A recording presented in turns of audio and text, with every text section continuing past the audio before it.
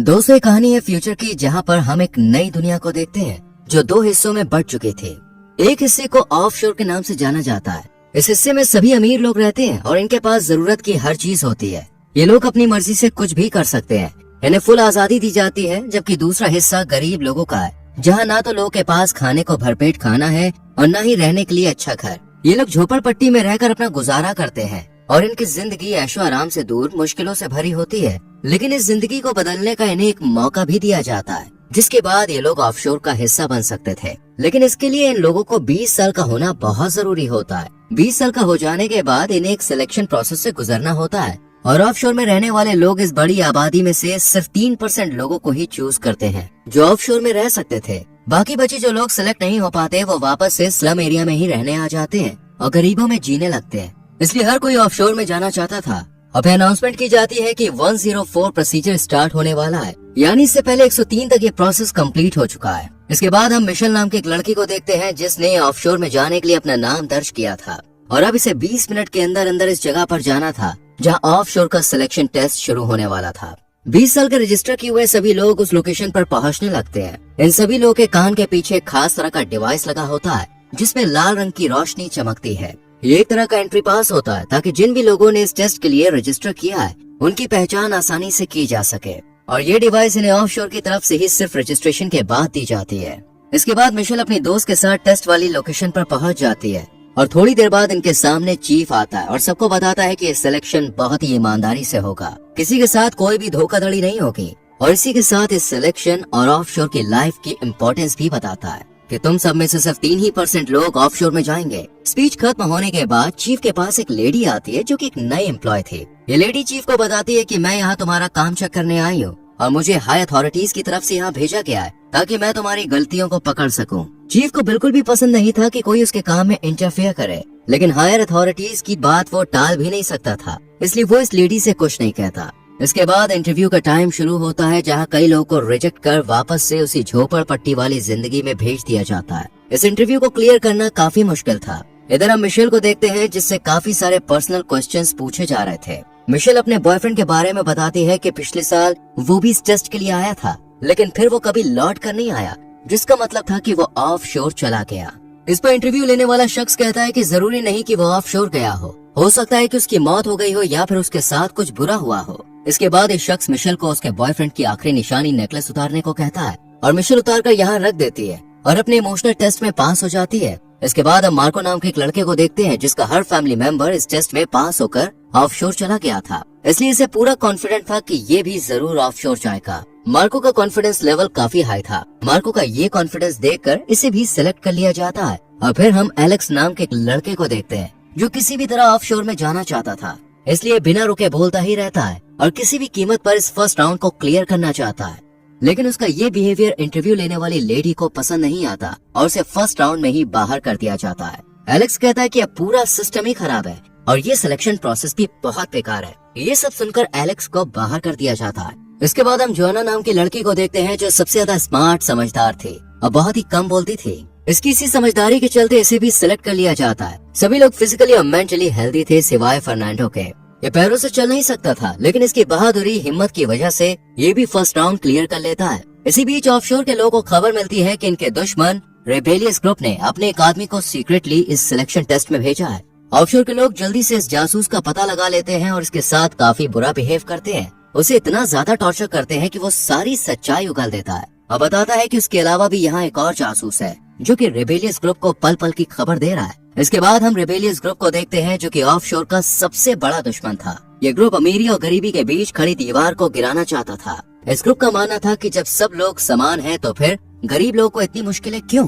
इसके बाद जो लोग सिलेक्ट किए गए थे उन्हें दूसरे राउंड के लिए एक दूसरे रूम में ले जाया जाता है और नंबर से इन्हें एक लाइन में खड़ा कर दिया जाता है और फिर एक एक करके इनके कान के पीछे लगे डिवाइस को अच्छे से चेक किया जाता है कि कहीं कोई नकली डिवाइस लगाकर तो यहाँ पे नहीं आया है, इसलिए डिवाइस की चेकिंग की जाती है। लेकिन तभी जोआना की नजर अपने आगे खड़े लड़के के कान पर पड़ती है। इस लड़के का नाम था राफेल। जोआना देखती है कि इसके कान में कोई डिवाइस नहीं है बल्कि कुछ अलग तरह के स्ट्रेचेस लगे हुए हैं, यानी राफेल नाम का ये लड़का धोखे से यहाँ पे आया था। जोआना इस लड़के के बारे में अभी किसी को कुछ भी नहीं बताती और जब राफेल की स्कैनिंग की बारी आती है तो ये स्कैनिंग टेस्ट में पास हो जाता है, यानी इसके कान में डिवाइस थी। ये सब देखकर जोआना का शक और ज्यादा बढ़ जाता है। इसके बाद इन सभी सिलेक्ट हुए लोगों को एक दूसरे कमरे में भेजा जाता है जहाँ टेबल पर बहुत सारे ब्लॉक्स रखे हुए थे। इन ब्लॉक्स की मदद से इन लोगों को 9 क्यूब्स बनाने थे और इसके लिए इन्हें टाइम दिया जाता है सिर्फ 10 मिनट। टाइम शुरू हो जाता है और सब लोग जल्दी जल्दी क्यूब्स बनाने लग जाते हैं, लेकिन फर्नांडो फिजिकली अनस्टेबल होने की वजह से ब्लॉक्स तक नहीं पहुंच पा रहा था।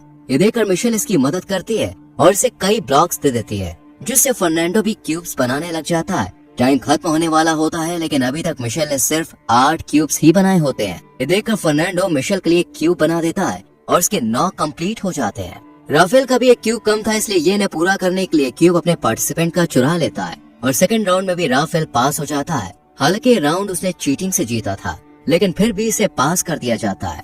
लेकिन बाकी के लोग राफेल को बहुत क्रिटिसाइज करते हैं और इसे बुरी तरह से मारते भी हैं, जिससे राफेल को काफी चोट आती है। ये देखकर सबको अपनी गलती का एहसास भी हो जाता है, लेकिन जोआना उससे सिंपैथी नहीं जताती, बल्कि राफेल के पास आकर कहती है कि तुम्हें मेरी मदद करनी है, वरना मैं अथॉरिटी को तुम्हारा सच बता दूंगी कि तुम यहाँ धोखे से आए हो। इधर हम नए एम्प्लॉय को देखते हैं जो कि चीफ के काम को चेक करने आती है। ये किसी भी तरह से चीफ के काम में कमी निकाल कर उसे इस पोस्ट से निकालना चाहती थी, ताकि वो इस पोस्ट को हासिल कर सके। दूसरी तरफ हम मिशेल और उसके दोस्त को देखते हैं, जिन पर ऑफशोर के एक एम्प्लॉय को शक हो गया था, इसलिए ये इन्हें चेक करने के लिए अपने साथ ले जाती है और कहती है कि तुम दोनों में से कौन रिबेलियस ग्रुप के साथ है। अगर किसी ने एक्सेप्ट नहीं किया तो दोनों मारे जाओगे। जब ये एम्प्लॉय रूम से बाहर जाती है तो मिशेल अपने दोस्त से कहती है कि हमें इसे मारना होगा, इसलिए जब एम्प्लॉय आती है तो मिशेल के दोस्त उस पर अटैक कर देती है। लेकिन मिशेल खुद ऐसा नहीं करती, क्योंकि वो अपनी दोस्त को फंसाकर खुद बचना चाहती थी। मिशेल ही रिबेलियस ग्रुप की मेंबर थी। इसकी दोस्त मारी जाती है और मिशेल अगले राउंड में चली जाती है। यहाँ पर हमें पता चलता है कि पिछले साल यहाँ उसका बॉयफ्रेंड नहीं बल्कि भाई आया था। अब वो उससे ही मिलने के लिए यहाँ आई है और साथ ही गरीबी अमीरी का भी फर्क मिटाना चाहती है। इसके बाद हम फर्नांडो को देखते हैं, जहाँ हमें इसके पास्ट के बारे में पता चलता है। फर्नांडो के पैरों में बचपन से ही प्रॉब्लम थी और इसके डैड ने इसका शुरू से बहुत ध्यान रखा। फर्नांडो के फादर ने ही इसे ये यकीन दिलाया था कि तुम टेस्ट को पास कर सकते हो और फिर जब तुम ऑफशोर जाओगे तो तुम्हारा इलाज हो जाएगा, तुम अपने पैरों पर खड़े हो सकोगे और एक अच्छी जिंदगी भी तुम्हें मिल जाएगी। इसके बाद फर्नांडो का फिजिकल टेस्ट किया जाता है। डॉक्टर इसके पैरों को टेस्ट करने के लिए सुई चुभोती है, जो कि फर्नांडो को फील होती है। आज फर्नांडो को पहली बार दर्द महसूस हो रहा था। डॉक्टर कहती है कि अगर तुमने सारे राउंड्स पास कर लिए और तुम ऑफशोर के लिए सिलेक्ट हो गए तो ऑफशोर में तुम्हारे पैरों का इलाज हो सकता है, तुम चल सकते हो। अब इन सबको अगले टेस्ट राउंड के लिए एक रूम में भेज दिया जाता है।